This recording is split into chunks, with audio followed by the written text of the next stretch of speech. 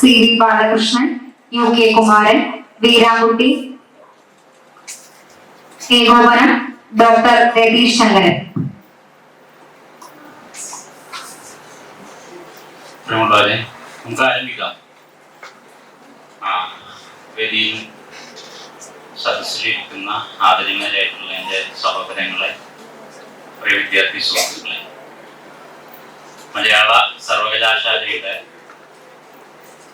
സാഹിത്യോത്സവമായിട്ടുള്ള സാഹിതി 2025 രണ്ടാം ദിവസത്തിലേക്കാണ് നാം ഇന്ന് പ്രവേശിച്ചിരിക്കുന്നത്.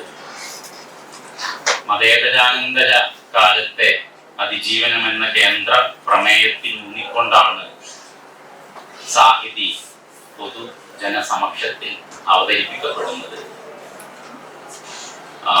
മതം, മതേതരം, മതേതരാനന്തരം ഈ സമ്പർക്കങ്ങളൊക്കെ തന്നെയും നമ്മളുടെ ഇന്ത്യൻ രാഷ്ട്രീയ കാലാവസ്ഥയിൽ വളരെ സവിശേഷമാണ്, അതോടൊപ്പം തന്നെ വളരെ രാഷ്ട്രീയപരവുമാണ് എന്നുള്ളതാണ്.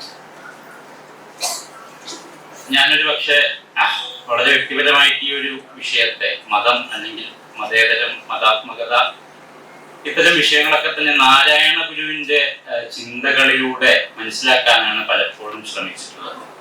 ഈ പോസ്റ്റ് സെക്യുലറിസം ഒരുപക്ഷെ യൂറോപ്യൻ പശ്ചാത്തലത്തിൽ ഒക്കെ രൂപപ്പെട്ടിട്ടുള്ള എബർമാസൊക്കെ അതിൻ്റെ ഒരു വക്താവായിട്ട് അറിയപ്പെടുന്ന ആളാണ്. പക്ഷെ ഈ മതേതരാനന്തര ചിന്തകളെ സംബന്ധിച്ച ആലോചനകൾക്ക് നമ്മളെ സംബന്ധിച്ചിടത്തോളം വലിയ ജ്ഞാന മാതൃകകൾ ഇവിടെ തന്നെയുണ്ട്. ഇപ്പോൾ നമ്മുടെ ഇന്ത്യൻ ദേശീയതയ്ക്കടുത്ത് തന്നെ അതിൽ വളരെ പ്രധാനപ്പെട്ട ഒരാളാണ് നാരായണ ഗുരു എന്ന് പറയുന്നത്. നാരായണ ഗുരു മതം എന്ന് പറയുമ്പോൾ അതിനകത്ത് നിലവിലുള്ള പൗരോഹിത്യ പൗരാണിക സങ്കല്പങ്ങളൊക്കെ തന്നെയും അവിടെ തകർക്കപ്പെടുകയാണ്. മറിച്ച് സ്വമതം, വാദം, നിലപാട് എന്നൊക്കെ പറയുന്ന വളരെ സവിശേഷമായിട്ടുള്ള ഒരു കാഴ്ചപ്പാട്, ചിന്ത, പദ്ധതി, ജീവിത രീതി ഒക്കെ ഉൾക്കൊള്ളുന്ന വളരെ സവിശേഷമായ രീതിയിലാണ് അദ്ദേഹം ഒരു മതസങ്കല്പം അവതരിപ്പിക്കുന്നത്. അത് അപരപ്രിയം എന്ന ഒരു കാഴ്ചപ്പാടിനെയാണ്, അല്ലെങ്കിൽ അത് വളരെ സാമൂഹിക ക്ഷമമായിട്ടുള്ള ഒരു പ്രയോഗം എന്നുള്ള നിലക്കാണ് അദ്ദേഹം ഈ അപരപ്രിയം എന്നുള്ള സങ്കല്പം അവതരിപ്പിക്കുന്നത്.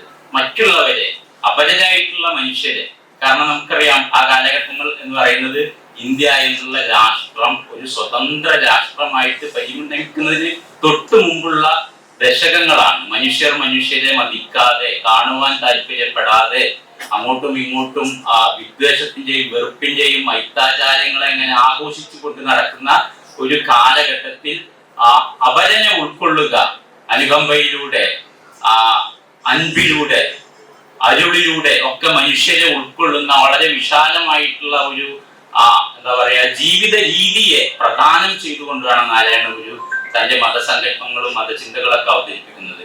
ഒരേ സഹോദരൻ അയ്യപ്പൻ വളരെ യുക്തിവാദിയും നാരായണ ഗുരുവിന്റെ ശിഷ്യനും ബുദ്ധമത നാസ്തികനൊക്കെ ആയിട്ടുള്ള നാരായണ ഗുരു, സഹോദരൻ അയ്യപ്പൻ നാരായണ ഗുരുവിനെ പറഞ്ഞിട്ടുള്ളത് മതസംസ്ഥാപനവും മതനിഷേധവും പരിചിൽ സ്ഥാപിച്ച മഹാസദ്ഗുരു എന്നാണ് അദ്ദേഹത്തെ വിശേഷിപ്പിച്ചിട്ടുള്ളത്. അപ്പോ മതം എന്നുള്ളത് നമ്മളുടെ ഇന്ത്യൻ സാഹചര്യത്തിൽ, സാമൂഹിക സാഹചര്യത്തിൽ വളരെ പ്രധാനമായിട്ടുള്ള ഒന്നാണ്. അതിനെ തിരസ്കരിച്ചുകൊണ്ടോ അതിനോട് നിഷേധാത്മകമായിട്ട് പുലർത്തിക്കൊണ്ടോ ഒന്നും നമുക്ക് ഈ ഒരു വിഷയത്തെ ചർച്ച ചെയ്യാൻ സാധിക്കില്ല എന്നുള്ളതാണ്. കാരണം ഇന്ത്യൻ ദേശീയതയുടെ ചരിത്രത്തിലേക്ക് തന്നെ നോക്കുമ്പോൾ BR അംബേദ്കർ വളരെ ആധുനികനായിട്ടുള്ള മനുഷ്യനായിരുന്നു. അദ്ദേഹം വിദേശ സർവകലാശാലകളിലാണ് പഠിച്ചത്. അത്തരത്തിലുള്ള ജ്ഞാനാവബോധത്തോടു കൂടി വരികയും പക്ഷെ പിന്നീട് അദ്ദേഹം ഇന്ത്യൻ സംസ്കാരത്തിനകത്ത് തന്നെ ഉള്ള ഈ സംസ്കാരത്തിന്റെ വളരെയധികം ശേഷിയെ തിരിച്ചറിയുകയും ഒരു ബുദ്ധമത പ്രവേശനത്തിലൂടെയൊക്കെ കീഴാള ജനതയുടെ ഒക്കെ വിമോചനത്തിന്റെ ഭാഗമായിട്ടൊക്കെയുള്ള ആലോചനകളാണ് അദ്ദേഹം മുന്നോട്ട് വെക്കുന്നത്. ഗാന്ധിയിലൊക്കെ പലപ്പോഴും വളരെ വൈരുദ്ധ്യാത്മകമായിട്ടുള്ള ഘടകങ്ങൾ ഉണ്ടെങ്കിലും ഈ സനാതന വർണ്ണാശ്രമ ധർമ്മത്തിൻ്റെതായിട്ടുള്ള പലതരത്തിലുള്ള വിമർശ ഘടകങ്ങൾ ഉണ്ടെങ്കിലും അതേ അടിസ്ഥാനപരമായിട്ട് പുലർത്താൻ ശ്രമിച്ചത് മതങ്ങളുടെ ഒക്കെ ഒരു സ്വരച്ചേർച്ചയിലുള്ള ഒരു സഹജീവനാണ് മുന്നോട്ട് വെക്കുന്നത്. അപ്പൊ അതുകൊണ്ട് ഇന്ത്യൻ ദേശീയതയുടെ ചരിത്രത്തിനകത്ത്, ഇന്ത്യൻ സംസ്കാരത്തിനകത്ത് നമ്മുടെ അത്തരത്തിലുള്ള ജ്ഞാന മാതൃകകൾ നമുക്ക് മുന്നിലുണ്ട്. അത്തരത്തിലുള്ള മാതൃകകളെ വളരെ സമകാലികമായിട്ട് വായിക്കുക, അതിനെ പുനരവതരിപ്പിക്കുക എന്നൊക്കെ ഉള്ളത് സർവകലാശാലകളുടെയും വിദ്യാർത്ഥി സമൂഹത്തിന്റെയും അധ്യാപക സമൂഹത്തിന്റെയും എഴുത്തുകാരുടെ ഒക്കെ വലിയ തരത്തിലുള്ള ഒരു എന്താണ് വളരെ ഒരു ധർമ്മം തന്നെയാണ്, കാലധർമ്മം തന്നെയാണ്. എന്തായാലും ഈ ഒരു മതേതരാനന്തര ചിന്തകളെ അഭിമുഖമാക്കിക്കൊണ്ട് നമ്മളുടെ ഈ ഒരു സാഹിതി മുന്നേറിക്കൊണ്ടിരിക്കുകയാണ്. അതിന്റെ ഒരു തുടർച്ച എന്നുള്ള നിലക്കാണ് വളരെ പ്രധാനപ്പെട്ട ഒരു സെഷനാണ് ഇന്നിവിടെ നടക്കാൻ പോകുന്നത്. രചന, രാഷ്ട്രീയവും നിലപാടും. അതിന് നമുക്ക് ഇന്ന് സന്നിഹിതരായിട്ടുള്ളത് വളരെ അനുഗ്രഹീതരായിട്ടുള്ള എഴുത്തുകാരാണ്. അവരുടെ സാന്നിധ്യം മലയാള സർവകലാശാലയെ സംബന്ധിച്ചിടത്തോളം, വിദ്യാർത്ഥി സമൂഹത്തെ സംബന്ധിച്ചിടത്തോളം വളരെ ആഹ്ലാദകരമായിട്ടുള്ള ഒന്നാണ്. ഞാൻ ഇരുവരെയും ഈ വേദിയിലേക്ക് സ്വാഗതം ചെയ്യുകയാണ്. രണ്ടുപേരുടെ സാന്നിധ്യം ഉണ്ട്. ഒന്ന് വീരാൻകുട്ടിയും പി വി ഷാജികുമാറും സാങ്കേതിക തടസ്സങ്ങളാൽ അവർക്ക് ഇന്നിവിടെ എത്തിച്ചേരാൻ സാധിച്ചിട്ടില്ല. എന്തായാലും നമുക്ക് സി വി ബാലകൃഷ്ണനിൽ നിന്ന് തന്നെ ഈ ഒരു വിഷയം ചർച്ച ചെയ്ത് തുടങ്ങാം. അദ്ദേഹത്തെ പരിചയപ്പെടുത്തേണ്ട യാതൊരു കാര്യമില്ല. കണ്ണൂരാണ് അദ്ദേഹത്തിന്റെ സ്വദേശം. അധ്യാപകനൊക്കെ ആയിട്ടാണ് അദ്ദേഹം തന്റെ ഒരു എന്താ പറയാ തൊഴിൽ മേഖല തുടങ്ങുന്നത്. പിന്നീട് നമുക്കറിയാം ഒരുപാട് നോവലുകൾ, ആയുസിന്റെ പുസ്തകം, ആത്മാവിന് ശരിയെന്ന് തോന്നുന്ന കാര്യങ്ങൾ, അങ്ങനെ വ്യത്യസ്ത പ്രൊഫൈൽ നമ്മൾ സംസാരിക്കുക എന്ന് പറഞ്ഞാൽ ശ്രമകരമായ ഒന്നാണ്. കാരണം അത്രമേൽ അവർ അധ്വാനിച്ചിട്ടുണ്ട്. വ്യത്യസ്തമായിട്ടുള്ള മേഖലകൾ, ചെറുകഥ, നോവൽ, വിവർത്തനം, അതുപോലെ സിനിമയൊക്കെ പറയുമ്പോൾ മറ്റൊരാൾ ഒക്കെ പറഞ്ഞാൽ വളരെ എന്താ പറയാ ഇതിഹാസ സിനിമയാണ് അതൊക്കെ. അതുപോലെ പുരാവൃത്തം ഇപ്പോഴും യൂട്യൂബിലുള്ള ഒരു സിനിമയാണ്. അതൊക്കെ ഒരാവർത്തിയെങ്കിലും നമ്മുടെ ജീവിതത്തിൽ കണ്ടിരിക്കേണ്ട സിനിമയാണ്. കാരണം കേരളത്തിന്റെ ഒരു പ്രാദേശിക ചരിത്ര രചനാശാസ്ത്രത്തിന് മുതൽക്കൂട്ടായിട്ടുള്ള, പലപ്പോഴും നമ്മൾ വിട്ടുകളഞ്ഞിട്ടുള്ള, പലതിനെയും പൂരിപ്പിക്കാൻ ശ്രമിക്കുന്ന ഒരു സിനിമയാണ്. ഓംപുലിയൊക്കെ അഭിനയിച്ചിട്ടുള്ള പുരാവൃത്തം പോലുള്ള സിനിമകളുടെ ഭാഗഭാക്കായിട്ടുള്ള അങ്ങനെയുള്ള വളരെ അനുഗ്രഹീതനായിട്ടുള്ള ഈ ഒരു സെഷന് ഏറ്റവും അനുയോജ്യനായിട്ടുള്ള സി വി ബാലകൃഷ്ണനെ ഈ വിഷയത്തിൽ സംസാരിക്കാൻ വളരെ സ്നേഹാദരങ്ങളോടുകൂടി ഞാൻ ക്ഷണിക്കുന്നു.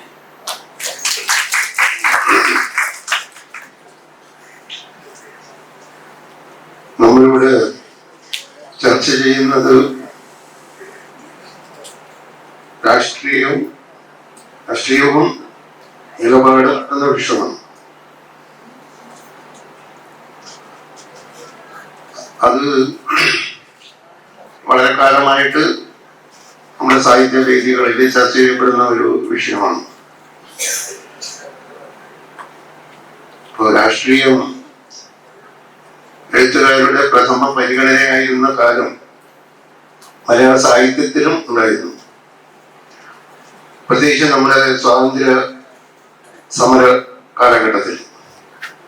അന്നും നമ്മുടെ മലയാളത്തിൽ ഉണ്ടായിട്ടുള്ള കൃതികള്, വള്ളത്തോളിന്റെ കവിതകള്, കുമാരനാശാനൊക്കെ സ്വാതന്ത്ര്യ സമരമൊക്കെ തീവ്രമാകുന്നതിന്റെ എത്രയോ വർഷം മുമ്പേ നമ്മെ വിട്ടുപോയ കവിയാണ്. പക്ഷെ അദ്ദേഹം സ്വാതന്ത്ര്യം തന്നെ അമൃതവും സ്വാതന്ത്ര്യം തന്നെ ജീവിതം എന്ന് പറയുന്ന ആ വരികൾ എഴുതിയത് 25-ന് മുമ്പ്, 24-ന് മരിച്ചു. അതിന് മുമ്പാണ് അദ്ദേഹം അത് എഴുതുന്നത്. നമ്മുടെ സ്വാതന്ത്ര്യ സമരം കൊള്ളുന്നതിന്റെ അല്ലെങ്കിൽ രൂപപ്പെടുന്നതിന് ഗാന്ധിജി ഇന്ത്യയിൽ വന്ന് ഈ സ്വാതന്ത്ര്യ സമരം ആരംഭിക്കുന്നതിന് മുമ്പേ കുമാരനാശാൻ ഭൂമി വിട്ട് പോയി കഴിഞ്ഞു. പക്ഷെ നമ്മൾ ഈ സ്വാതന്ത്ര്യ സമരക്കാലത്ത് അതിനെ പ്രോജ്വലിപ്പിക്കുന്ന രീതിയിലുള്ള നിരവധി രചനകളിലൂടെ ഉണ്ടായി. അതിന് പിന്നില് ഇവർ കഥയിലും നോവലിലും വന്ന ഒരു കാലമാണ് സാഹിത്യത്തിലെ നവോത്ഥാനത്തിന്റെ കാലം. അപ്പൊ ആ സമയത്ത് എഴുതിയിട്ടുള്ള രചനകള്, തകഴി എഴുതിയിട്ടുള്ളത്, കേശവദേവ് എഴുതിയിട്ടുള്ളത്, വീട്ടിൽ ഭട്ടതിരിപ്പാട് എഴുതിയിട്ടുള്ള, കേദാമാരൻ എഴുതിയിട്ടുള്ള ഒക്കെ ആയിട്ടുള്ള രചനകള്, കഥകളും നോവലുകളും നാടകങ്ങളും കവിതകളും ഒക്കെ നമ്മുടെ ഒരു സാമൂഹിക നവോത്ഥാനത്തെ ഉദ്ദേശിച്ചുള്ളതായിരുന്നു. അതിനൊരു വ്യക്തമായിട്ടുള്ള ഒരു രാഷ്ട്രീയം എന്ന് പറയാൻ വേണ്ടി നമുക്ക് പറ്റിയില്ല. അതായത് നമ്മൾ ഇന്നും പറയുന്ന രീതിയിലുള്ള ഏതെങ്കിലും രാഷ്ട്രീയ പാർട്ടിയോടുള്ള വിധേയത്വം അല്ല അതിലുള്ള രാഷ്ട്രീയം എന്ന് പറയുന്നത്. കുറെ കൂടി ആഴത്തിലുള്ള അർത്ഥമുള്ള ഒരു രാഷ്ട്രീയമാണ് അതിലുണ്ടായിരുന്നത്. അതിൽ ചില ആളുകള് കമ്മ്യൂണിസ്റ്റ് പ്രസ്ഥാനത്തോട് സഹകരിച്ചിരുന്നു, ചിലര് കമ്മ്യൂണിസ്റ്റ് പ്രത്യയശാസ്ത്രത്തിൽ വിശ്വസിക്കുകയും അതിൽ പ്രവർത്തിക്കുകയും ചെയ്തിരുന്നു. പക്ഷെ അങ്ങനെ എഴുതിയിട്ടുള്ള ചിലരെങ്കിലും പിന്നീട് അതിൽ നിന്ന് അത് വിട്ടുമാറുകയും ചെയ്തു. അതിൽ ഏറ്റവും നല്ല ഉദാഹരണം തകഴിയാണ്. തകഴി ശിവശങ്കരപ്പിള്ള ആദ്യകാലത്ത് എഴുതിയിട്ടുള്ള നോവലുകൾ തോട്ടിയുടെ മകനും രണ്ടിടം കഴിയും. അത് കഴിഞ്ഞിട്ട് അദ്ദേഹം ചെമ്മീൻ എന്ന് പറയുന്ന നോവൽ എഴുതിയപ്പോൾ അതിനെതിരായിട്ട് വലിയ ആക്രമണങ്ങളുണ്ട്. അദ്ദേഹം ഒരു അരാഷ്ട്രീയ എഴുത്തുകാരനായിട്ട് മാറി ഒരു പ്രണയത്തെ കുറിച്ച് എഴുതാൻ തുടങ്ങി. അങ്ങനെയൊക്കെയുള്ള വലിയ ആശയമുണ്ടായി. അത് കേരളത്തിലെ ഈ പുരോഗമന സാഹിത്യ പ്രസ്ഥാനത്തിൽ രണ്ടായിട്ട് വായിക്കുകയും എഴുത്തുകാർ തമ്മിൽ വലിയ വിവാദങ്ങൾ ഉണ്ടാവുകയൊക്കെ ചെയ്തിട്ടുള്ള ഒരു കാലം. അപ്പൊ അതിനുശേഷം വന്നിട്ടുള്ള എഴുത്തുകാർ പൊതുവെ ഈ രാഷ്ട്രീയത്തിൽ നിന്ന് വിട്ടുനിൽക്കുന്നവരായിരുന്നു. അതിൽ ഏറ്റവും പ്രധാനപ്പെട്ട ഒരു എഴുത്തുകാരൻ ആ സമയത്തുണ്ടായിരുന്ന CJ തോമസ് ആയിരുന്നു. CJ തോമസ് ആദ്യം കമ്മ്യൂണിസ്റ്റ് പാർട്ടിയുടെ വലിയ പ്രചാരകനൊക്കെ ആയിട്ട് പിന്നെ നേരെ കമ്മ്യൂണിസ്റ്റ് വിരുദ്ധനായിട്ട് മാറി. ആ സമയത്ത് P. ഭാസ്കരനെ പോലുള്ള കവി, അദ്ദേഹം സ്വാതന്ത്ര്യ സമരത്തിൽ പങ്കെടുത്ത ആളാണ്, ജയിലിൽ കിടന്ന ആളാണ്. അദ്ദേഹം തിരിഞ്ഞ് 50 കാലമായപ്പോഴേക്കും അദ്ദേഹം രാഷ്ട്രീയത്തിൽ നിന്ന് പിന്നെ വിട്ടുമാറി. അതേപോലെ ഈ വയലാർ, നോബൽ പൗസി, ഇവരൊക്കെ അന്ന് രാഷ്ട്രീയത്തിൽ നിന്ന് വിട്ടുപോവുകയും അവർ വേറൊരു ചിന്ത അവർ സ്വീകരിക്കുകയും ചെയ്തു. അപ്പൊ ഇവിടെ നമുക്ക് ആലോചിക്കണമെന്ന കാര്യം എഴുത്തുകാരന് രാഷ്ട്രീയ ആവശ്യമാണോ എന്നുള്ളതാണ്. അതായത് ഞാനത് വ്യക്തമായിട്ട് പറഞ്ഞു കഴിഞ്ഞാൽ എഴുത്തുകാര് ഏതെങ്കിലും ഒരു രാഷ്ട്രീയ പാർട്ടിയുടെ ഭാഗമാകുന്നതോ രാഷ്ട്രീയ പ്രസ്ഥാനത്തിന്റെ ഭാഗമാകുന്നതോ അവരുടെ പ്രവർത്തനത്തെ അവരുടെ ചിന്തയെ വല്ലാതെ പരിമിതപ്പെടുത്തും എന്ന് വിശ്വസിക്കുന്ന ഒരാളാണ് ഞാൻ. കാരണം അത് വേറെ കാര്യമാണ്. ഒരു പാർട്ടിയിലെ അംഗത്വമുള്ള, ഇവിടെ ഇപ്പം നമ്മുടെ കേരളത്തില് പാർട്ടി അംഗത്വമുള്ള ധാരാളം എഴുത്തുകാരുണ്ട്. നമ്മുടെ ഔദ്യോഗിക പദവികളിലൊക്കെ ഇരിക്കുന്നവര് മിക്കവരും രാഷ്ട്രീയ പാർട്ടിയുടെ അംഗത്വമുള്ള ആളുകളാണ്. അപ്പോ അവരുടെ എഴുത്തിനെ ഞാൻ വളരെ അവജ്ഞയോടുകൂടിയാണ് കാണുന്നത്. എന്നൊരു പാർട്ടിയുടെ പിന്നെ തെറ്റുകളെ ന്യായീകരിക്കുന്നതിന് വേണ്ടിയിട്ട് എഴുതുക.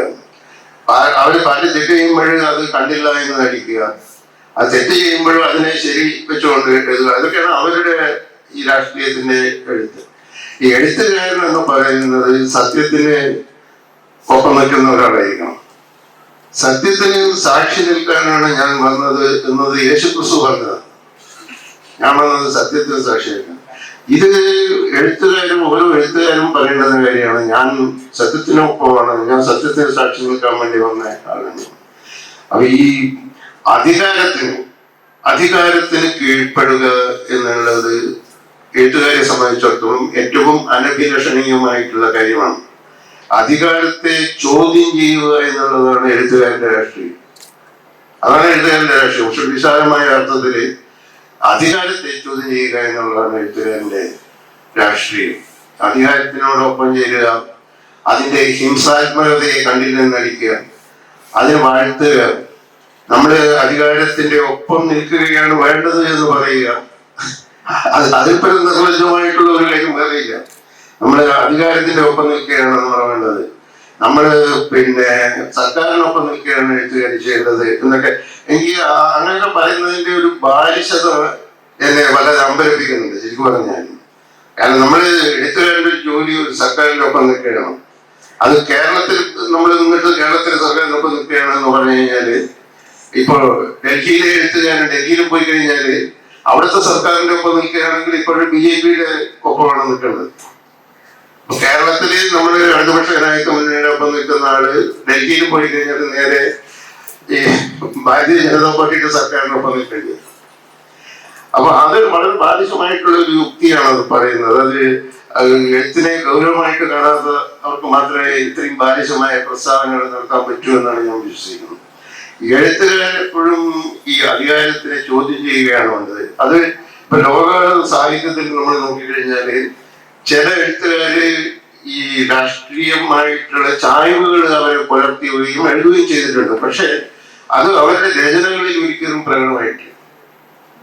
ഇപ്പൊ അതിന് ഒന്നാമതൊരു ഉദാഹരണം ഗബ്രിയേൽ ഗാർഷിയ മാർക്യൂസ് ആണ്. നമ്മുടെ ലോകത്തിലെ ഏറ്റവും മഹാനായിട്ടുള്ള എഴുത്തുകാരിൽ ഒരാളായിട്ടുള്ള ഗബ്രിയേൽ ഗാർഷിയ മാർക്യൂസ്.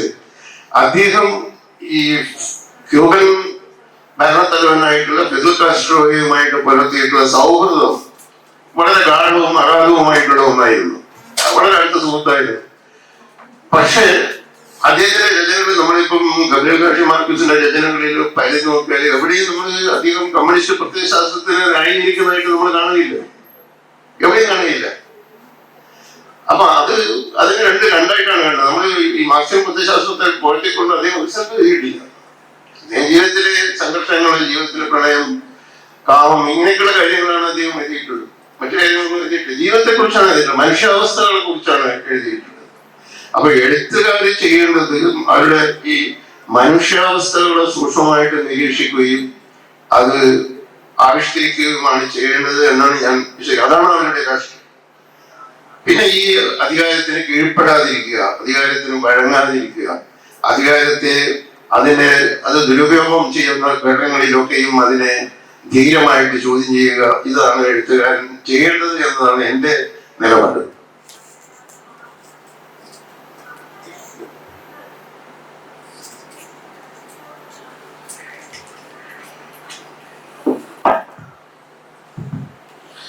വളരെ കൃത്യമായ എഴുത്തിന്റെ രാഷ്ട്രീയ നിലപാട് തന്നെയാണ് C.V. ബാലകൃഷ്ണൻ ഇവിടെ വ്യക്തമാക്കിയത്. അദ്ദേഹം മലയാള സാഹിത്യത്തിന്റെ ഒരു സാഹിത്യ ചരിത്രത്തിനകത്തുള്ള ഈ ഒരു പലതരത്തിലുള്ള നാരായണ ഗുരുവടക്കമുള്ള ആളുകളെ അഭിസംബോധന ചെയ്തിട്ടും C.J. തോമസിനെ കുറിച്ചും ഒക്കെ പറഞ്ഞുകൊണ്ടാണ് എഴുത്തുകാരന്റെ ആത്യന്തികമായിട്ടുള്ള നിലപാട് എന്തായിരിക്കണം എന്നുള്ളത് വ്യക്തമാക്കിയത്. സാഹിത്യ നഭസിനകത്ത് നക്ഷത്രങ്ങൾ കുറവാണ്, കരിക്കട്ടകൾ മാത്രമേ ഉള്ളൂ, അല്ലെങ്കിൽ നമ്മൾ ആത്മവഞ്ചന ചെയ്യാതിരിക്കുക എന്നുള്ളതാണ് സാഹിത്യകാരന്റെ യഥാർത്ഥ ധർമ്മം എന്നൊക്കെയുള്ള പ്രഖ്യാപനങ്ങൾ അദ്ദേഹം മുമ്പും പല ഘട്ടങ്ങളിലായിട്ട് നടത്തിയിട്ടുള്ള ആളുകൾ കൂടിയാണ്. അതുകൊണ്ട് തന്നെ അതിൽ യാതൊരു തരത്തിലുള്ള വ്യതിചലനങ്ങളും ഇപ്പോഴും ഇല്ല എന്നുള്ളതാണ് ഈ വാക്കുകൾ സൂചിപ്പിക്കുന്നത്. നമുക്ക് അടുത്ത ആളിലേക്ക് കടക്കാം, UK കുമാരനിലേക്ക്. അതുകൂടി കഴിഞ്ഞിട്ട് നമുക്ക് വളരെ സൗഹാർദ്ദപരമായിട്ടുള്ള നിങ്ങളുടെ വിയോജിപ്പുകളും അതുപോലെ കുട്ടിച്ചേർക്കലുകളും ചോദ്യങ്ങളൊക്കെ ആയിട്ടുള്ള ഒരു സംവാദം ഇവിടെ നിർബന്ധമായിട്ടും ഉണ്ടായിരിക്കണം. UK കുമാരൻ പരിചയപ്പെടുത്തേണ്ട യാതൊരു കാര്യമില്ല. അദ്ദേഹവും കോഴിക്കോടുകാരനാണ്. ഇന്ന് വരേണ്ടിരുന്ന 4 ആളുകളും ഒരു വടക്കൻ ഭൂപ്രകൃതിയിൽ നിന്നുള്ള ആളുകളാണ്. 2 പേർ വന്നില്ല. അദ്ദേഹം ഈ സാമ്പത്തിക ശാസ്ത്രത്തിലായിരുന്നു അദ്ദേഹത്തിന്റെ ബിരുദമൊക്കെ. പിന്നീട് പത്രപ്രവർത്തന മേഖലയിലേക്ക് പോകുന്നു. അക്ഷൻകുന്ന് സ്വരൂപം പോലെയുള്ള നോവലുകൾ നമുക്കറിയാം. രാമർ എന്ന കേന്ദ്ര കഥാപാത്രത്തെ മുൻനിർത്തിക്കൊണ്ട് K. കേളപ്പനിലൂടെ മലബാറിന്റെ ഒരു ഗതകാല ചരിത്രത്തെയൊക്കെ വളരെ കൃത്യമായ രീതിയിൽ അവതരിപ്പിച്ചിട്ടുള്ള നോവലാണ്. അദ്ദേഹത്തിന്റെ ചെറുകഥകളൊക്കെ എടുത്ത് നോക്കുമ്പോഴേ ആ ഒരു തലക്കെട്ടുകൾക്കകത്ത് തന്നെ വലിയൊരു കഥ ഉണ്ടെന്നാണ്. ഒരു കുടുംബം റെയിൽവേ പാളത്തിന് ഇന്ന് ധ്യാനിക്കുന്നു, അല്ലെങ്കിൽ ഒരു പെൺകുട്ടി ഒറ്റയ്ക്ക് ഓടുന്നതിന്റെ രഹസ്യം ഉണ്ട് എന്നുപോലെയൊക്കെയുള്ള ചെറുകഥകൾ അതിനകത്ത് തന്നെ ഉണ്ട്. ഒരു കഥയുടെ വലിയൊരു എന്താ പറയാ, കഥയുടെ ഒരു വലിയ ബീജാവാപം അതിനകത്തുണ്ട് എന്ന് പറയാം. എന്തായാലും അങ്ങനെയൊക്കെ ഉള്ള UK കുമാരൻ നമ്മളോട് സംവദിക്കാൻ ഇവിടെ എത്തി എന്നുള്ളത് വളരെ ആഹ്ലാദകരമായ കാര്യമാണ്. രചന, എഴുത്തും നിലപാടും രാഷ്ട്രീയവും എന്ന വിഷയത്തിൽ ഊന്നിക്കൊണ്ട് സംസാരിക്കാൻ വളരെ സോദരത്വേന അദ്ദേഹത്തെ സ്വാഗതം ചെയ്യും.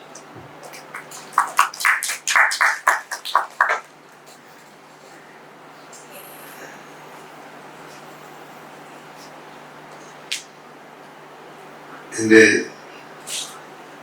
ബഹുമാന്യ സുഹൃത്ത് ശ്രീ C.V. ബാലകൃഷ്ണൻ, കോർഡിനേറ്ററായ വിദേശങ്ങൾ, പ്രിയമുള്ളവരെ, എല്ലാവർക്കും എൻ്റെ നമസ്കാരം.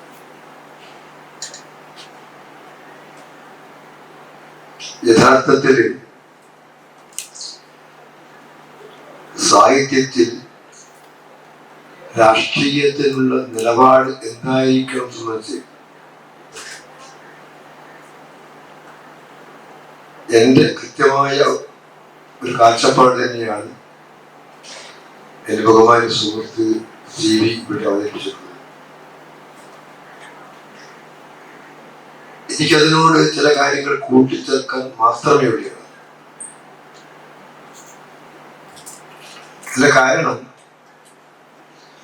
ഒരു നമ്മളൊക്കെ തന്നെ കരുതുന്നത് പോലെ ഈ ഒരു കാലം അത്ര ലളിതമായിരിക്കില്ല എന്ന് നാം മനസ്സിലാക്കേണ്ടിയിരിക്കുന്നു. നേരത്തെ ഇവിടെ പുരോഗമന കലാ സാഹിത്യത്തിന്റെ പശ്ചാത്തലവും ആ ഒരു കാലഘട്ടത്തിൽ എഴുത്തുകാർ സ്വീകരിച്ചിട്ടുള്ള കൃത്യമായ നിലപാടുകളെ സംബന്ധിച്ചും ഇവിടെ സൂചിപ്പിക്കുകയുണ്ടായി. അന്ന് യഥാർത്ഥത്തിൽ നമ്മുടെ എഴുത്തുകാരുടെ നിലപാടുകളെ സംബന്ധിച്ച് നമുക്കാർക്കും തന്നെ സംശയം ഉന്നയിക്കേണ്ടി വന്നിട്ടില്ല. എന്നാൽ ഇന്ന് നമുക്ക് ധാരാളം സംശയങ്ങൾ ഉണ്ടായിക്കൊണ്ടിരിക്കുകയാണ്. എന്തുകൊണ്ട് അങ്ങനെ ഉണ്ടാവാൻ ചോദിച്ചാൽ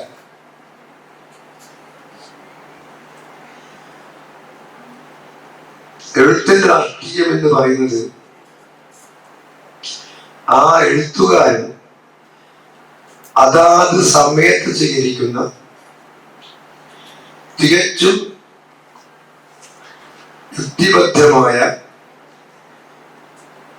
മാനവേദിയിൽ അടിയുറച്ച ഒരു രാഷ്ട്രീയ കാഴ്ചപ്പാട് തന്നെയാണ്. എഴുത്ത് എന്ന് പറയുന്നത് അത്ര ഒരു ലളിതമായ കർമ്മമാണ് എന്ന് ഞങ്ങളാരും തന്നെ കരുതുന്നില്ല. ആ ക്രിയക്ക് വലിയൊരു മഹത്തായ ലക്ഷ്യമുണ്ട്. അത് സാധിക്കുവാൻ വേണ്ടിയുള്ള നിരന്തരമായ ശ്രമങ്ങളാണ് എഴുത്തുകാർ നടത്തേണ്ടത്. എന്നാൽ ഇന്ന് അത് നടത്തുന്ന ചോദിച്ചാൽ വ്യക്തിപരമായ എൻ്റെ ഒരു നിലപാട് ഒരിക്കലും ഇല്ല എന്ന് തന്നെയാണ്. കാരണം ഏത് സമയത്തും അതാത് കാലഘട്ടങ്ങളിൽ കൃത്യമായ നിലപാടുകൾ സ്വീകരിച്ചിട്ടുള്ള ഒരു പാരമ്പര്യം എഴുത്തുകാർക്കുണ്ടായിരുന്നു. അതുകൊണ്ട് തന്നെ ഒരു സാധാരണക്കാരന് സാഹിത്യത്തെ സംശയത്തോടുകൂടി വീക്ഷിക്കേണ്ട ഒരു സാഹചര്യം ഉണ്ടായിരുന്നില്ല. എന്നാൽ ഇന്ന് അതെല്ലാം തന്നെ കീഴ്മേൽ മറിഞ്ഞിരിക്കുന്നു എന്നുള്ളതാണ് എൻ്റെ വ്യക്തിപരമായ അഭിപ്രായം. എന്തുകൊണ്ട് ഇങ്ങനെ സംഭവിച്ചു?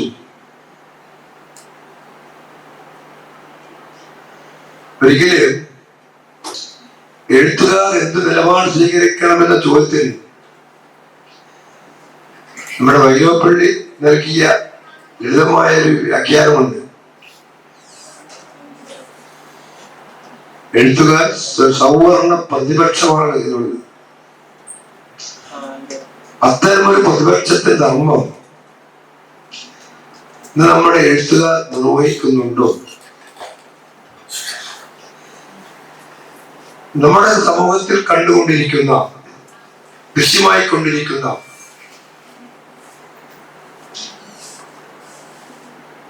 അപരാധങ്ങൾക്കെതിരെ, അനീതികൾക്കെതിരെ ഒരു കൃത്യമായ നിലപാട് സ്വീകരിച്ച കാലഘട്ടം എഴുത്തുകാരിൽ നിന്നും ഇറങ്ങിപ്പോയിരിക്കുന്നു എന്ന് പലപ്പോഴും എനിക്ക് തോന്നിയിട്ടുണ്ട്. അങ്ങനെ വരുമ്പോൾ പൊതുസമൂഹത്തിൽ എഴുത്തുകാർക്കുണ്ടായിരിക്കേണ്ട ഒരു ആദരവ് അത് കാലക്രമേണ നഷ്ടപ്പെടുകയും നമുക്കറിയാം, എഴുത്തുകാരന് വലിയൊരു ആദരവ് സമൂഹം കൊടുത്തുകൊണ്ടിരുന്നു.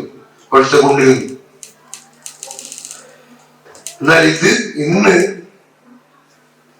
അങ്ങനെയൊന്നും ഉണ്ടാവുന്നില്ല എന്നുള്ള യാഥാർത്ഥ്യം നമ്മളൊക്കെ തന്നെ അലോചനപ്പെടുത്തിക്കൊണ്ടിരിക്കുകയാണ്. അത്തരമൊരു പശ്ചാത്തലത്തിലാണ് ഇവിടെ എഴുത്തിന്റെ രാഷ്ട്രീയം എന്ന വിഷയത്തെ കുറിച്ച് നാം സംസാരിക്കുന്നത്. എന്തുകൊണ്ട് ഈ സമയം ചോദിച്ചാൽ, മുമ്പൊരിക്കൽ പോലും നമ്മുടെ എഴുത്തുകാർക്ക്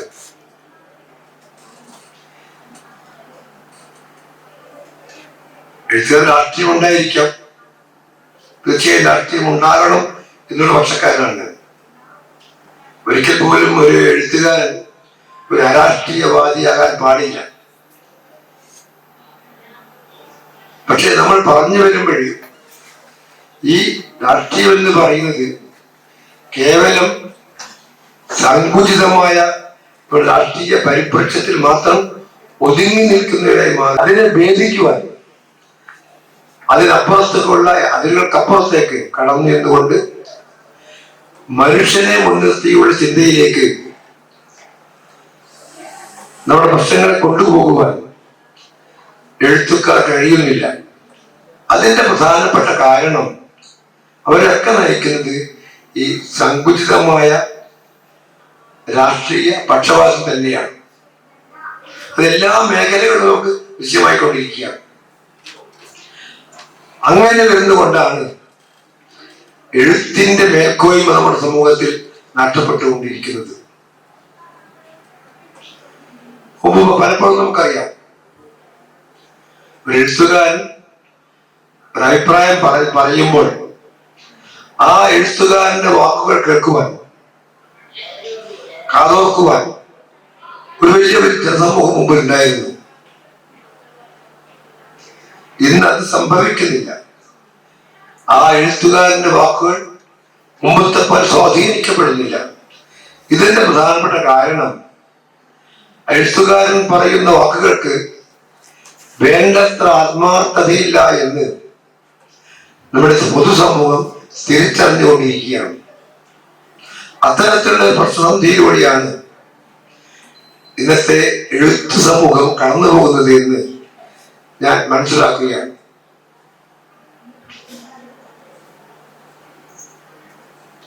എഴുത്തുകാരൻ നിലപാട് സംബന്ധിച്ച് ഇവിടെ അന്തരിച്ചു പോയ ഒരു ബഹുമാനപ്പെട്ട എഴുത്തുകാരൻ MT മുമ്പൊരിക്കൽ പറഞ്ഞൊരു വാചകം ഞാൻ ഓർമ്മിപ്പിക്കുക. നമുക്കെല്ലാവർക്കും അറിയാം, എഴുത്തുകാരന് ഒരുപാട് സ്ഥാനങ്ങൾ ലഭിക്കുന്ന ധാരാളം അവസരങ്ങൾ ഇന്നുണ്ട്. അക്കാഡമികളുണ്ട്, അതുപോലെ എത്രയോ അവസരങ്ങളുണ്ട്. മുമ്പൊന്നും അത് ഉണ്ടായിരുന്നില്ല. മുമ്പത് ഉണ്ടായിരുന്നെങ്കിൽ തന്നെ അതിന് വേണ്ടത്ര പ്രതിഫലം ഉണ്ടായിരുന്നില്ല. ഇന്നതല്ല. ഇന്നൊരു എഴുത്തുകാരൻ അക്കാദമിയുടെ അധ്യക്ഷത ലഭിക്കുമ്പോൾ, അല്ലെങ്കിൽ അതുപോലുള്ള ഏതെങ്കിലും സ്ഥാനത്ത് ലഭിക്കുമ്പോൾ ആ എഴുത്തുകാരന് വേണ്ടത്ര സാമ്പത്തിക വരുമാനം ലഭിക്കുന്നു. ഈ സാമ്പത്തിക വരുമാനം ലഭിക്കുന്നതുകൊണ്ട് തന്നെ എല്ലായ്പ്പോഴും നമ്മുടെ എഴുത്തുകാർ അത്തരം പദവി ആഗ്രഹിക്കുകയും അതിലേക്ക് എത്തിപ്പെടുമ്പോൾ പൂർണ്ണ വിധേയരായി മാറുകയും ചെയ്യുന്ന ഒരു കാഴ്ചപ്പാട് നാം കാണുകയാണ്.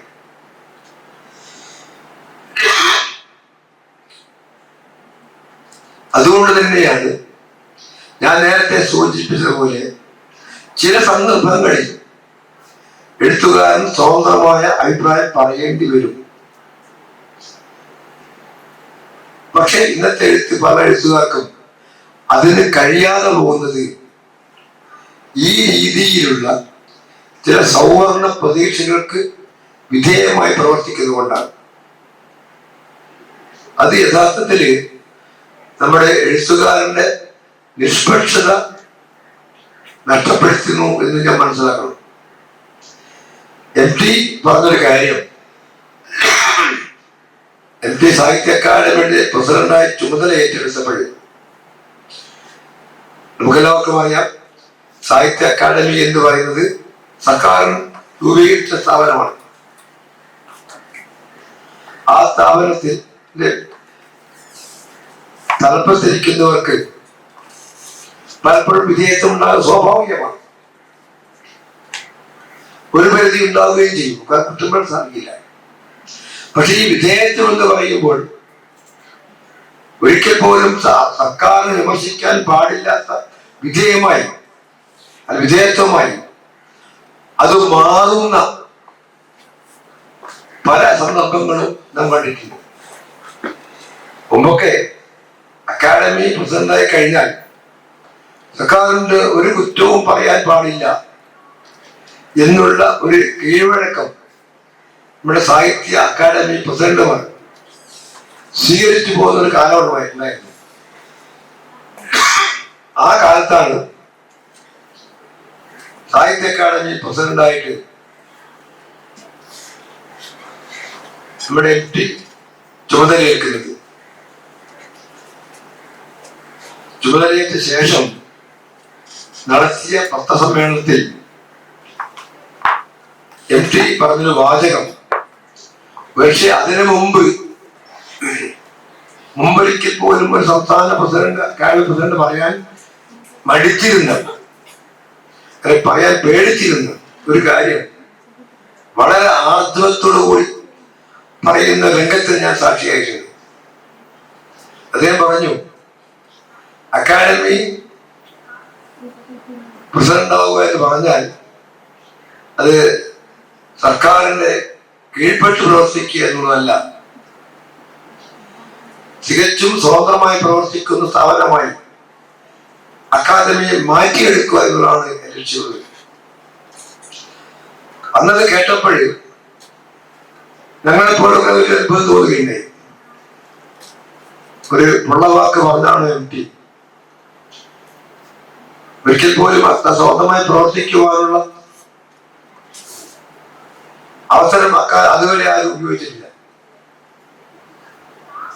എന്നാൽ MT പറഞ്ഞു, ഒരിക്കലും ഭരിക്കുന്ന സർക്കാരിന് വിധേയമായി പ്രവർത്തിക്കുന്ന ഒരു പ്രസിഡന്റ് ആയിരിക്കില്ല താൻ എന്ന് പരസ്യമായി പറയുന്ന ഒരു അക്കാദമി പ്രസിഡന്റിനെ ഞാൻ ആദ്യമായിട്ട് കാണുകയാണ്. യഥാർത്ഥത്തിൽ MT എന്ന എഴുത്തുകാരനോട് വളരെയധികം ആദരവ് തോന്നിയ നിമിഷമാണ്. കാരണം എഴുത്തുകാരൻ എന്തായിരിക്കണം എന്ന്, എഴുത്തുകാരൻ എങ്ങനെ പ്രവർത്തിക്കണം എന്ന് അദ്ദേഹം ചൂണ്ടിക്കാണിക്കുകയായിരുന്നു. തികച്ചും നിഷ്പക്ഷമായി സ്വതന്ത്രമായി പ്രവർത്തിക്കുക എന്നുള്ള തന്റെ നിലപാട് MTയുടെ ആവർത്തിക്കുകയുണ്ടായി. അക്കാദമി പ്രസിഡന്റായിരുന്ന കാലം തൊട്ട് ആ അധികാരത്തിൽ ഒഴിയുന്നവരെ വളരെ സ്വാതന്ത്ര്യത്തോടുകൂടി പ്രവർത്തിച്ച ഒരു വിജയത്വവും കാണിക്കാത്ത പ്രസിഡന്റായിരുന്നു MT എന്ന് ഓർമ്മണം. പക്ഷേ പിന്നീട് കാലം കഴിയുമ്പോൾ നാം കാണുന്ന അത്ഭുതകരമായ ഒരു കാഴ്ച,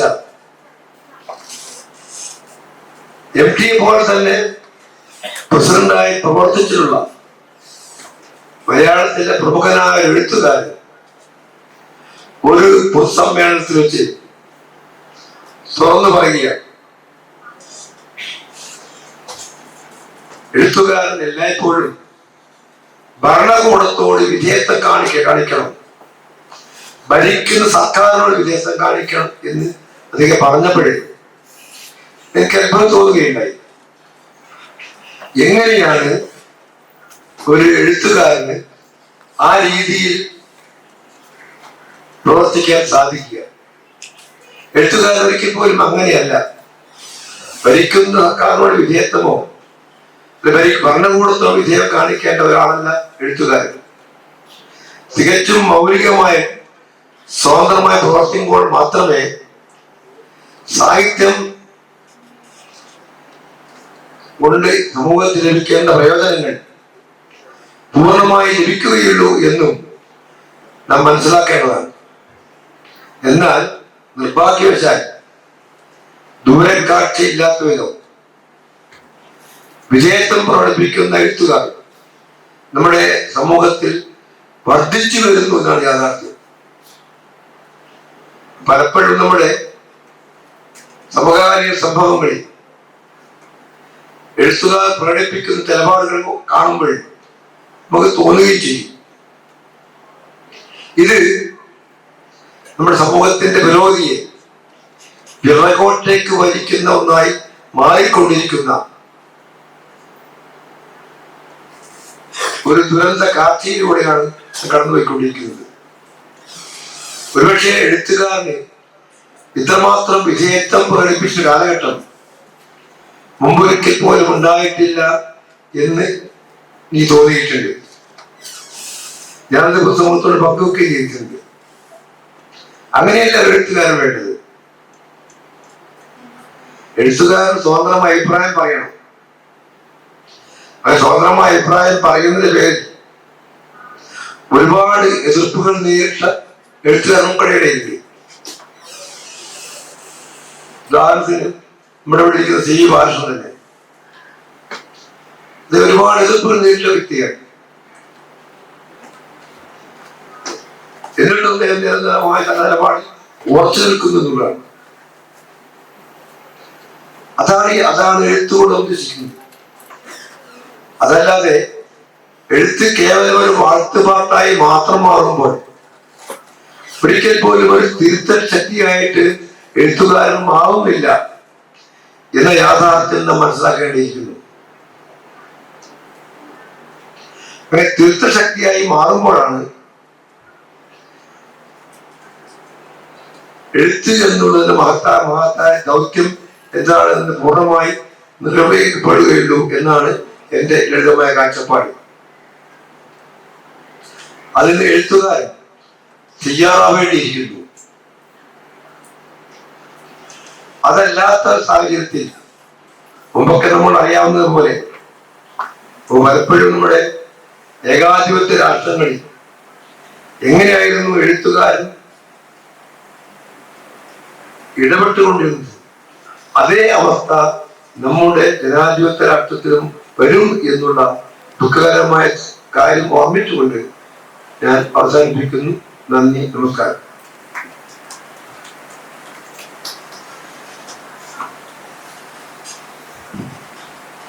എഴുത്ത് എന്ന സർഗാത്മകവും വിമോചനാത്മകവുമായിട്ടുള്ള പ്രക്രിയക്ക് സംഭവിച്ചിട്ടുള്ള മാരകമായിട്ടുള്ള ഒരു രോഗാവസ്ഥയെ കുറിച്ച് ഒരിക്കലും ലളിതമായിട്ടുള്ള ഒരു കാര്യമല്ല. എഴുത്തിന്റെ മേഖലയിൽ മാത്രമല്ല, നമ്മളുടെ ഏതൊരു സാമൂഹിക ഘടകങ്ങൾ എടുക്കുമ്പോഴും വളരെ അമിതമായിട്ടുള്ള പലതരത്തിലുള്ള കയ്യേറിസങ്ങൾ, സ്ഥാനമാനങ്ങളോടുള്ള അതിയായ മോഹകാമനകൾ, ഇതൊക്കെ തന്നെ വലിയ മട്ടിൽ ഗ്രസിച്ചുകൊണ്ടിരിക്കുന്ന ഒരു സാമൂഹിക സാഹചര്യത്തെ വളരെ കൃത്യമായിട്ട് അടയാളപ്പെടുത്തി ഇനി സദസ്സിൽ നിന്നുള്ള ചോദ്യങ്ങളാണ്. തീർച്ചയായിട്ടും നിങ്ങൾ ഈ ഒരു സംവാദത്തിൽ പങ്കെടുക്കണം.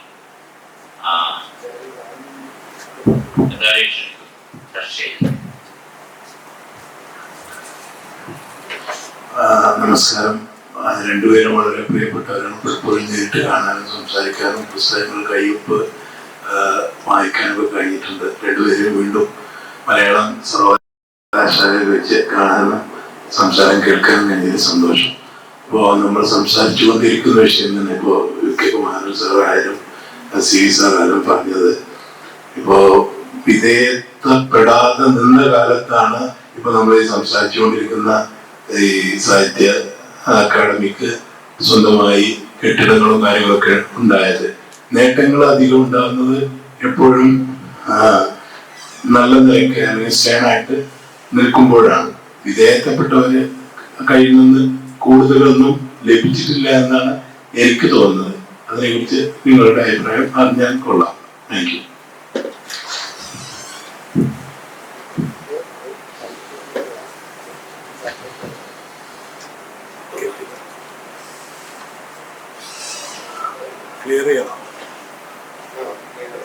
അതൊന്ന് വ്യക്താക്കുന്നു. ഞാൻ ഉദ്ദേശിച്ചത് സാഹിത്യ അക്കാദമിക്ക് സ്വന്തമായിട്ട് കെട്ടിടം വന്നത് എനിക്ക് തോന്നുന്നത് MP സാറിന്റെ കാലത്താണ് അല്ലെ? അത് ഒരുപാട് അല്ല അല്ല അല്ല അല്ല മുമ്പേ ഉണ്ടോ? വളരെ മുമ്പേ. ഓ അത് എന്റെ അടുത്ത് തെറ്റിയതാണ്. ഞാൻ അങ്ങനെയായിരുന്നു മനസ്സിലാക്കിയത്. പിന്നെ ഇപ്പൊ ഈ ഉച്ചഭക്ഷണ സമയം ആയതുകൊണ്ട് കുട്ടികളൊക്കെ പെട്ടെന്ന് പിന്നെ AC ഒന്ന് ഓഫായി. അതായത് നിങ്ങളൊരു ബഹുമാനക്കുറവായിട്ട് കാണരുത്. കാരണം ഈ ഇവിടെ ഇരുട്ടായതും AC ഓഫ് ആയതൊക്കെ പിന്നെ കുട്ടികളെ വലിയ തിരക്കാവും. അപ്പൊ എല്ലാവരും ഭക്ഷണത്തിന്റെ കാര്യത്തിൽ കോംപ്രമൈസ് ചെയ്യാത്തതുകൊണ്ട് ഏതായാലും ഈ ചർച്ച തന്നെ കൂടുതൽ നടക്കട്ടെ. ഇപ്പോഴത്തെ കാലത്ത് ഈ വിധേയപ്പെട്ട് നിൽക്കുന്നത് കൊണ്ട് അവർക്ക് ഉണ്ടാകുന്ന നേട്ടങ്ങൾ സാർ പറഞ്ഞതുപോലെ രണ്ടാളും പറഞ്ഞതുപോലെ തന്നെ സാഹിത്യത്തിലും അല്ലെങ്കിൽ ജനപക്ഷത്തിലും അതുകൊണ്ട് നഷ്ടമാണ്. സ്വയം മാത്രമേ അവര് അതുകൊണ്ട് നേട്ടം ഉണ്ടാകുന്നുള്ളൂ. സാമ്പത്തിക നേട്ടം അധികം, അല്ലെങ്കിൽ ചില സ്ഥാനമാനങ്ങളാകാം, അല്ലെങ്കിൽ ഫെയിം ആകാം. അപ്പോ നിങ്ങളുടെ നിലപാടിനോട് 100% യോജിക്കുകയാണ്. അത്തരം നിലപാടുള്ള സാഹിത്യകാരന്മാരാണ് പ്രത്യേകിച്ചും ഈ ഇരുണ്ട കാലഘട്ടത്തിൽ അല്ലെങ്കിൽ കെട്ടകാലത്ത് ആവശ്യമെന്ന് നിങ്ങൾ കുറച്ചാളുകളെങ്കിലും അത്തരം നിലപാടുമായിട്ട് നിൽക്കുന്നതിന് അഭിനന്ദിച്ചുകൊണ്ട് നിങ്ങൾ ചർച്ച മറ്റുള്ളവരിലേക്ക് കൈമാറണം. Thank you.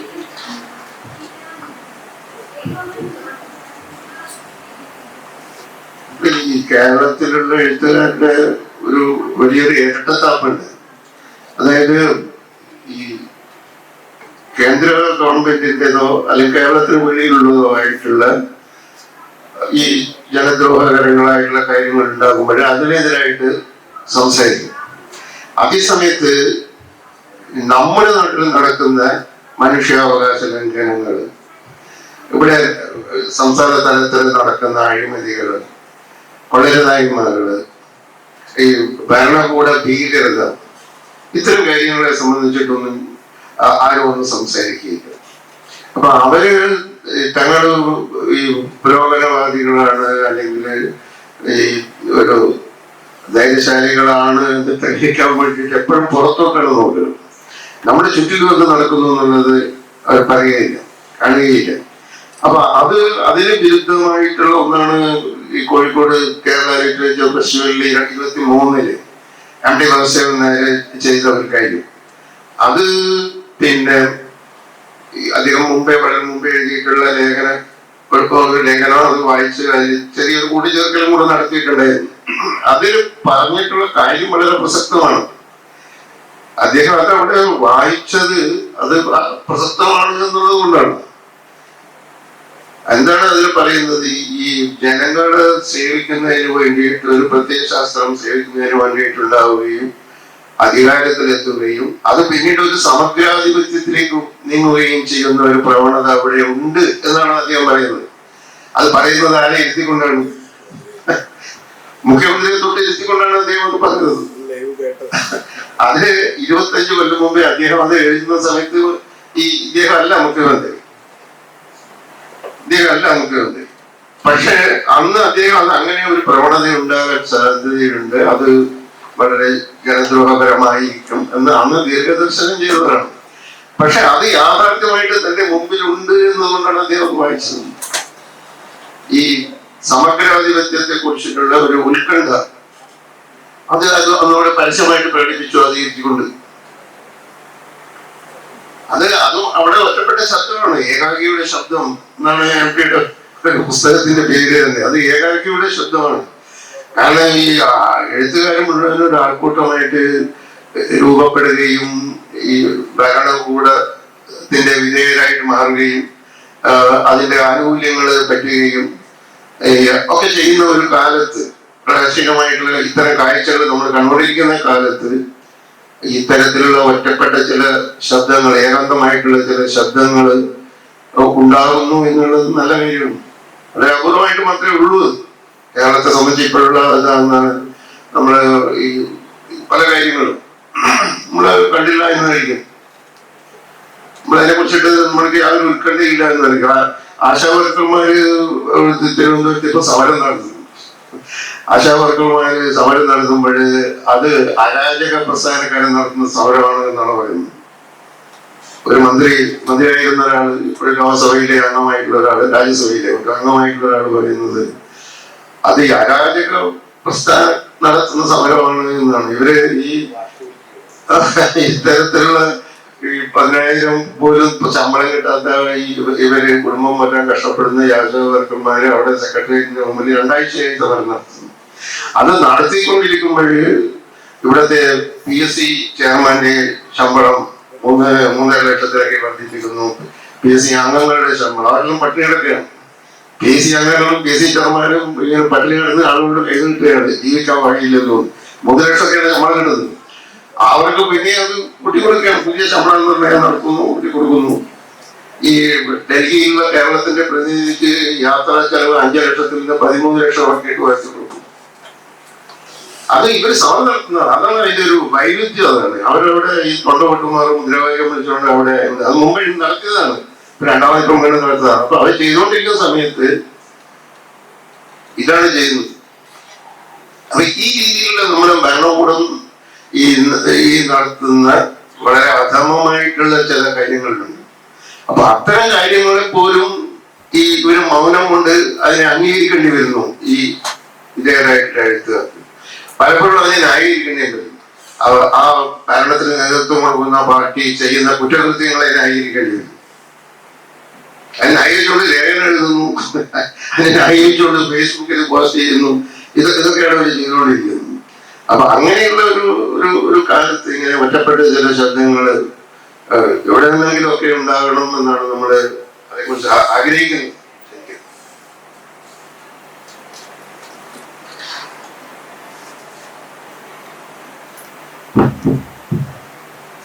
ചോദ്യങ്ങൾ ചോദിക്കാനുണ്ടെങ്കിൽ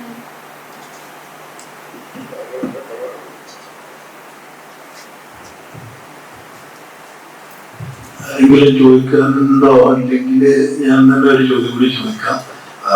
കാരണം ഇത്ര പ്രശസ്തരായ അല്ലെങ്കിൽ ബഹുമാന്യരായ ആളുകൾ നമുക്ക് അപൂർവമായിട്ട് ഇങ്ങനെ കിട്ടുന്നുള്ളൂ. എനിക്ക് തോന്നുന്നത് കുട്ടികൾ ഭക്ഷണം കഴിക്കാനത് എൻ്റെ കൂടെ ഭാഗ്യം തോന്നുന്നു. ഞാൻ വിചാരിക്കുന്നത് ഇപ്പൊ സാറ് പറഞ്ഞത് തന്നെ ഇപ്പൊ വയനാട്ടില് പിന്നെ ഇപ്പൊ സെൻട്രൽ ഗവൺമെന്റ് ഫാസിസം അല്ലാന്നൊരു പ്രസ്താവന ഇവിടുത്തെ ഭരണ ഇതെന്ന് വന്നിട്ടുണ്ട്. അതിന് പൂർണ്ണമായിട്ട് വിയോജിപ്പുള്ളവരാണ്. അവര് ഭരണത്തിലുള്ള ആളുകൾ തന്നെ അതിൽ വിയോജിപ്പുള്ളവരുണ്ട്. അതുപോലെ തന്നെ ഇപ്പോ വീട് നഷ്ടപ്പെട്ട ആളുകൾ ആ കാലത്ത് ഒരുപാട് നമ്മളെ പലരും വളരെ നല്ല നിലക്ക് അതിനുവേണ്ടി എല്ലാ നിലക്കുള്ള സാമ്പത്തിക സഹായം മറ്റു സഹായങ്ങളൊക്കെ ചെയ്ത് ഗവൺമെന്റിന്റെ മുന്നിൽ നിർത്തിയിട്ട് അതിനുവേണ്ട കാര്യങ്ങളൊക്കെ ചെയ്തിട്ട് ഇപ്പൊ അവര് ഒരു കുടിൽ കിട്ടി അവർക്ക് അവരുടെ ആവശ്യങ്ങൾക്ക് നിറവേറാൻ വേണ്ടി മരുന്ന് കിട്ടുന്നില്ല, അല്ലെങ്കിൽ അവരെ ഇൻവെസ്റ്റ്മെന്റ് കിട്ടുന്നില്ല, മെഡിക്കൽ ബില്ല് കിട്ടുന്നില്ല. കുടിൽ കെട്ടി സമരം നടക്കുമ്പോ അത് ഫാസിസാണെന്ന് പറയുന്ന അത് മറ്റത് ഫാസിസമല്ല എന്നും അവകാശങ്ങൾക്ക് വേണ്ടി എല്ലാം നഷ്ടപ്പെട്ടവരൊന്നുമില്ലാത്ത അവസ്ഥയില് അവര് ഗവൺമെന്റ് ശ്രദ്ധ ക്ഷണിക്കാൻ വേണ്ടി കുടിൽ കെട്ടി ഒരു സമരം നടത്തുന്ന ഫാസിസമാണെന്ന് പറയുന്ന ഒരു ഭരണകൂടത്തെയാണ് ഇവര് സപ്പോർട്ട് ചെയ്യുന്നത്.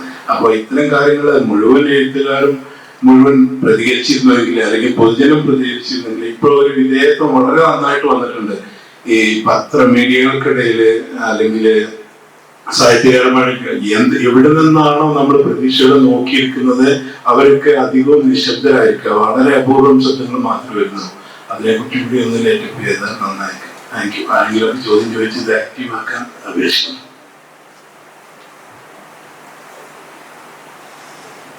അല്ല, ഇതില് ഇപ്പോഴ്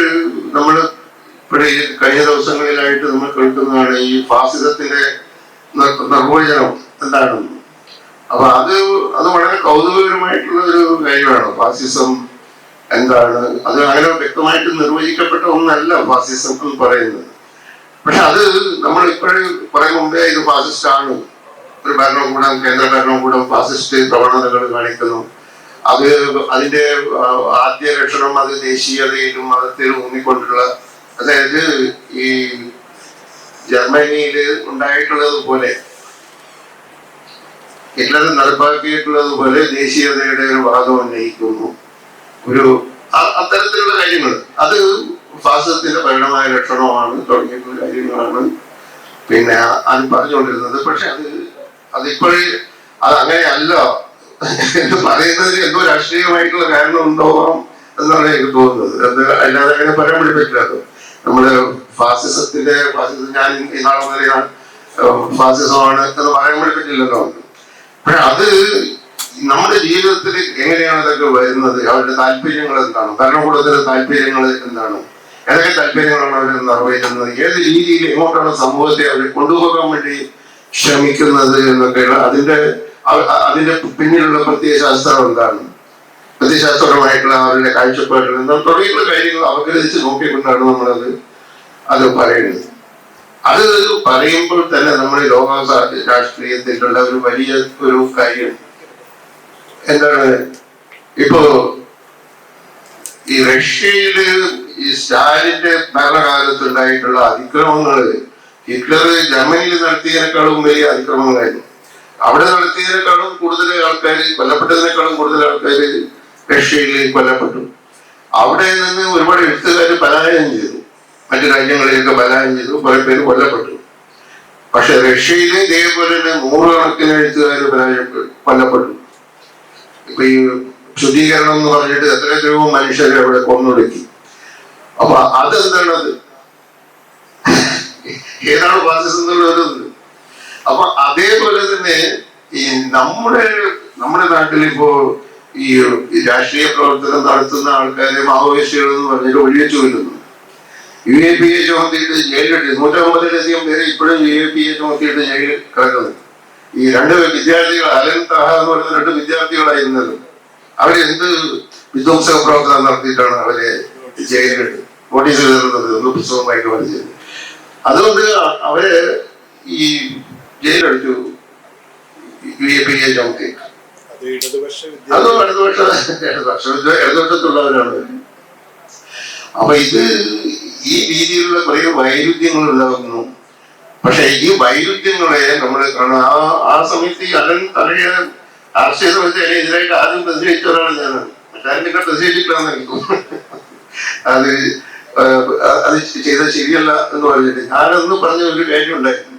അപ്പൊ ഇതിൽ കമ്മ്യൂണിസ്റ്റ് പാർട്ടി ഉണ്ടായ കാലത്ത് ഈ ആൾക്കാർ ഈ ലഘുലേഖകളും മറ്റും പയ്യന്റെ ഉള്ളിലൊക്കെ ഒളിപ്പിച്ചിട്ട് ഈ പോലീസുകാരുടെ മുമ്പിലൂടെ പോയതിനെ കുറിച്ച് വലിയ സാഹസിക കൃത്യമായിട്ട് എഴുതിയിട്ടുണ്ട്. ഈ തോപ്പിൽ ബാസിയുടെ ഒഴിവിലെ ഓർമ്മകളിലും മറ്റൊന്ന് വായിച്ചു നോക്കിയാൽ അറിയാതെ. അപ്പൊ അന്ന് ഉണ്ടായിട്ടുള്ള ഈ സമര പുസ്തകങ്ങൾ ഉണ്ടല്ലോ, അതിപ്പോ എവിടെ പോയി എന്നാണ് ഞാനൊന്ന് ചോദിച്ചത്. ഇവരൊന്നും ചെയ്തിരിക്കുമല്ലോ. ഈ റെസ്റ്റർ ഓവർ ചൈന എന്ന് പറയുന്ന എഡ്ഗർ സ്ലോയുടെ പുസ്തകം ഒന്ന് വായിച്ചു കഴിഞ്ഞാൽ അവൻ എന്തോ മാവോയിസ്റ്റോ ഇതായിട്ട് മാറും എന്ന് പറയുന്നു.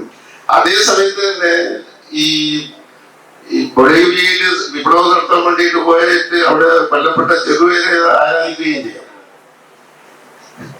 ബൊളീവിയയിൽ പോയിട്ട് വിപ്ലവം നടത്താൻ വേണ്ടി പോയതാണ്. അവിടെ കാട്ടിൽ പോയിട്ട് അവിടെ വെച്ചിട്ട് അമേരിക്കപ്പെട്ട ആൾക്കാർ വെള്ളിവെച്ച് കൊന്ന ആളാണ് ചെറുപേര്. അദ്ദേഹം ഇവിടെ സ്വീകാര്യനാണ്. അദ്ദേഹത്തിന്റെ ഭാര്യയെ ഇവിടെ കൊണ്ടുവരുന്നു, മകളെ കൊണ്ടുവരുന്നു, ഇവിടെ പച്ച കുത്തുന്നു, മരിയനിടുന്നു, ഇതൊക്കെ ചെയ്യുന്നുണ്ട്.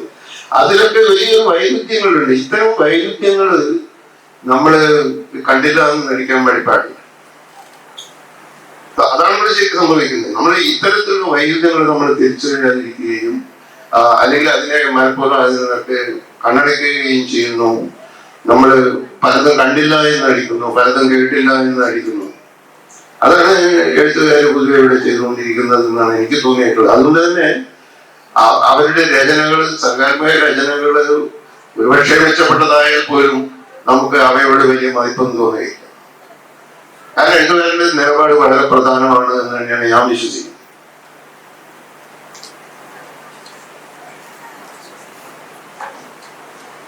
നമ്മളെ സംബന്ധിച്ചിടത്തോളം വളരെ സാർത്ഥകമായ മൂല്യവത്തായിട്ടുള്ള സംവാദ സെഷനായിരുന്നു. പല കാരണങ്ങൾ കൊണ്ട് വേദി ശുഷ്കമായിരിക്കും. പക്ഷെ എഴുത്തുകാരന്റെ നിലപാട് സധൈര്യം പ്രഖ്യാപിക്കുക, ഉയർത്തിപ്പിടിക്കുക, അത് എന്താ പറയുക, അവനവനെ തന്നെ വഞ്ചിക്കാത്ത വിധത്തിൽ എഴുത്തുകാരന്റെ രാഷ്ട്രീയ ധർമ്മത്തെ ഉൾവഹിക്കുക എന്നൊക്കെയുള്ള വലിയൊരു രാഷ്ട്രീയ വിചാരണ ഈ ഒരു സെഷനിലൂടെ നടക്കുകയുണ്ടായി. തീർച്ചയായിട്ടും അവരോട് നമ്മൾ നേരത്തെ പറഞ്ഞ ഈ എം ടിയെ പോലും ഇപ്പോഴും വീണ്ടും വീണ്ടും ആലോചിക്കുകയും എടുക്കുകയൊക്കെ ചെയ്യുന്ന അവസാനത്തെ ആ ഭരണകൂട വിമർശനത്തിന്റെ ആ ഒരു പ്രഭാഷണത്തെ മുൻനിർത്തിക്കൊണ്ട്. അതുകൊണ്ട് വേദി ശുഷ്കമായാലും ഈ വീഡിയോ ഡോക്യുമെന്റ് വളരെ പ്രധാനപ്പെട്ടതാണ്. അത് കാലാധിപത്യമായിട്ട് നിലനിൽക്കും എന്നുള്ളത് തന്നെയാണ് നമുക്ക് പറയാനുള്ളത്. ഈ വലിയ സംവാദം കൊണ്ട് ധന്യമാക്കിയിട്ടുള്ള പ്രിയ സുഹൃത്തിന് ശ്രീ ബാലകൃഷ്ണന്, UK കുമാരന് നന്ദി പറയുന്നു. ഈ സെഷൻ ഇവിടെ അവസാനിക്കുന്നു.